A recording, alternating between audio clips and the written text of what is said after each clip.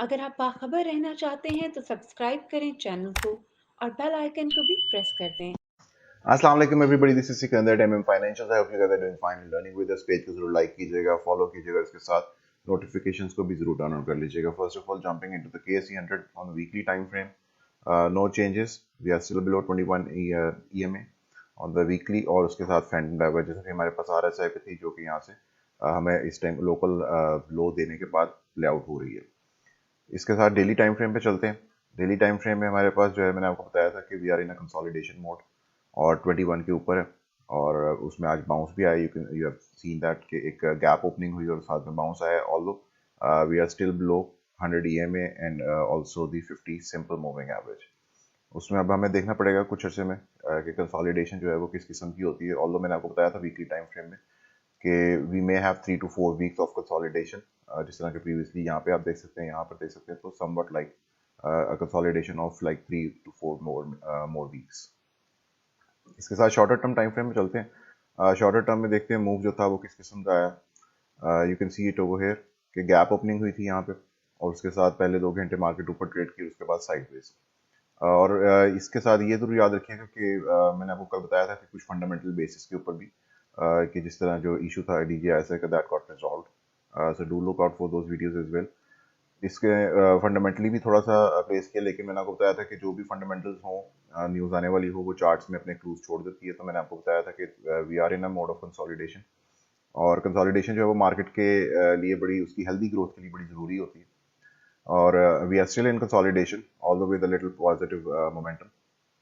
Percentage Bollinger ratios जो है, you can सी, वो हमारे पास इस वक्त जो है सेल जोन के अंदर जाने वाली है on a very shorter term time frame, which is hourly. तो आवरली में हमारे पास ये ऊपर जाएगी, let's see how long we can stay above that. और उसमें हमारे पास अभी तक जो डाइवर्जेंस है शॉर्टर टर्म टाइम फ्रेम में, वो बिल्कुल नहीं है। You can see it over है।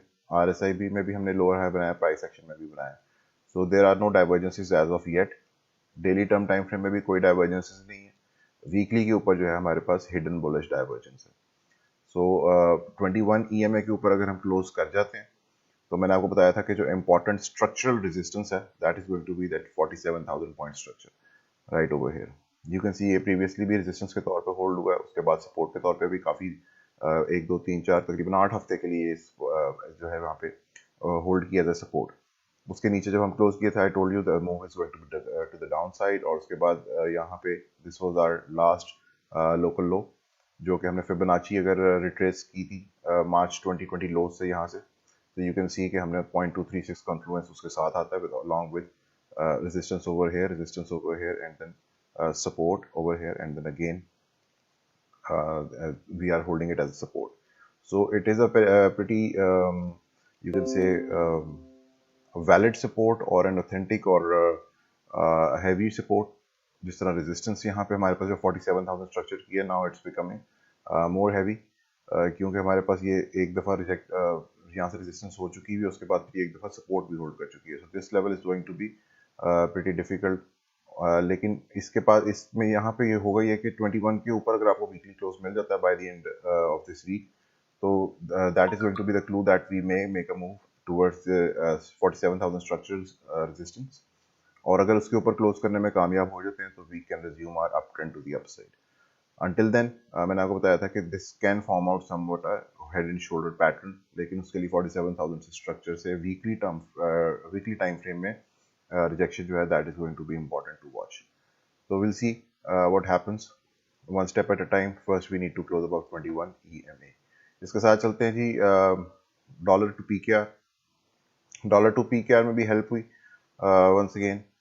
मैंने आपको बताया था कि तकरीबन तमाम करेंसी जो हैं दुनिया की, वो पोलिटिसाइज ही होती हैं।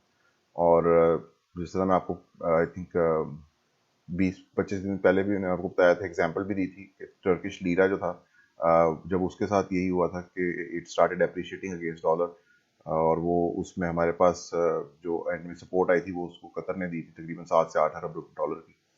तो उसमें हमारे पास जो है वो इट गॉट हेल्प्ड आउट। फिलहाल there is a pull back, और ये एक बेरिश एंगल्फिंग कैंडल बन रही है as of now, but we'll have to see. Weekly term time frame पे ऊपर चलते हैं, तो you can see it over here कि it is a very bearish forming candle as of now, लेकिन अभी 2 दिन 10 घंटे पड़े हैं।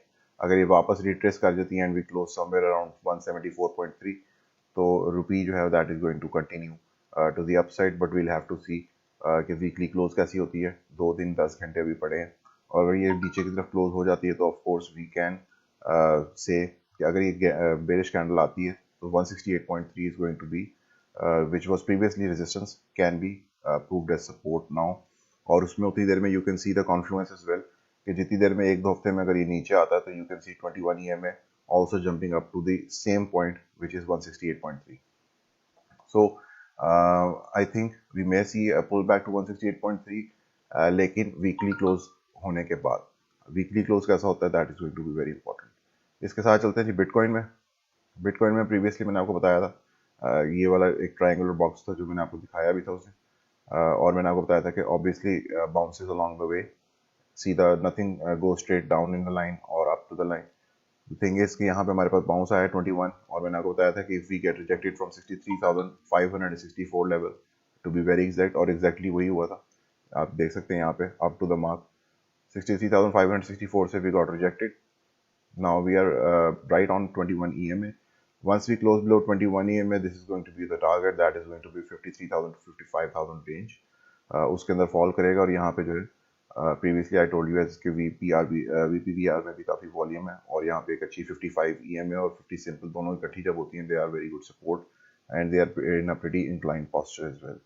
डाइवर्जेंस यहाँ पे थोड़ी सी थी हमारे पास, you can see it over here from this point and this point, although इस पे बहस हो सकती है कि ये लोकल लो फॉर्म हुआ था या नहीं हुआ था, बट यहाँ पे और यहाँ पे बोथ डेफिनेटली लोकल हाईज, ये भी लोकल हाई है और ये भी लोकल हाई है।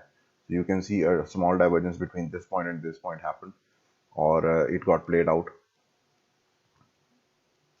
फिलहाल इसको आई वुड स्टिल रादर से कि आप इस डाइवर्जेंस पे काउंट नहीं कर सकते, नोबडी कुड डू दैट, क्योंकि एक दिन की जो है वो कंसोलिडेशन का कोई एज सच फर्क नहीं पड़ता, क्योंकि एक दिन कंसोलिडेट करते हुए अगर आप क्लोज नीचे कर दें तो I don't think so that is going to happen, but at least आप ये कह सकते हैं कि technically yes there was that, जो कि 4 आवरली पे आप शायद बेहतर देख सकेंगे शॉर्टर टर्म टाइम फ्रेम में। यहाँ पे आप देख सकते हैं कि there was a divergence between this and this point and this and this point. So यहाँ पे अगर आप प्राइस सेक्शन में जाएंगे तो यू कैन सी कि यहाँ पे हम ऑल द वे ऊपर जाते जा रहे हैं, जबकि RSI जो थी वो नीचे की तरफ आ रही थी फ्रॉम हियर टू देयर। तो उसमें डाइवर्जेंस जरूर थी, it got played out I think over here as well. अभी सिर्फ कंटिन्यूएशन आ रही है on a 4 hour time frame, क्योंकि प्ले आउट जो है वो मेजरली यहाँ पे हो चुकी है, this is just a continuation of it.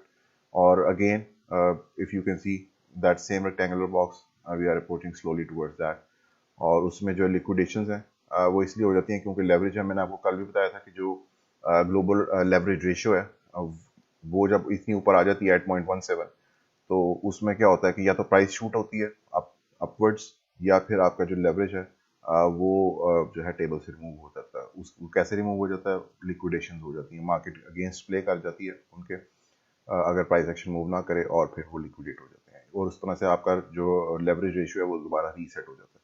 तो something like that happened today. Oil still over there 83.37, और टारगेट जो है वो 86.2 है। लेट्स सी कितने दिनों में ये हिट होता है। फिलहाल जो जिस तरह से ऑयल मूव कर रहा है, इट्स मूविंग वेरी हेल्दीली, ये फास्ट मूव नहीं है towards the upside, it's very healthy move to the upside. और हमारे पास डाइवर्जेंसेस जो हैं वो भी स्मॉलर टर्म टाइम फ्रेम के ऊपर शुरू जरूर हुई हैं, लेकिन ये बिल्कुल उसी तरह है जिस तरह भी बिटकॉइन के ऊपर मैंने आपको डेली पे दिखाया कि you can not say anything about it, because एक दिन के एक दिन के फर्क से आप लोकल हाईज जो है वो मेजर करने से करना जो है वो ठीक नहीं है। तो इसलिए of course you can go for a smaller term time frame like 4 hours पे अगर हम जाके देखें तो वी कैन सी कि हमारे पास यहाँ पे एक बड़ी देर से डाइवर्जेंस चलती आ रही है, you can see all along आपके पास थ्रू आउट जो है वो लोअर हाईएस्ट बनते चले जा रहे हैं, which is a divergence against this trend going to the upside. So anytime there is a confirmation of a local high, yes we can, लेकिन उसके लिए मैंने आपको बताया था कि ये एक मेजर है डाइवर्जेंस, सेकंड मेजर है break of a structure. Break of a structure is very important. So break of the structure over here is going to be this line, this trend line, जिसके ऊपर से हम bounce करते चले आ रहे हैं। Any kind of a close below this trend line can initiate a move or a major pullback on a higher time frame which is like daily or 12 hour or more। तो ये थी जी आज की updates. Technical analysis जो है वो आप अपने जिन दोस्तों के साथ भी शेयर करना चाहें उनके साथ जरूर कीजिएगा, जो सीखना चाहते हैं मार्केट में ट्रेड करना। इसके साथ मुझे दीजिएगा ज़्यादातर। हाफिज़।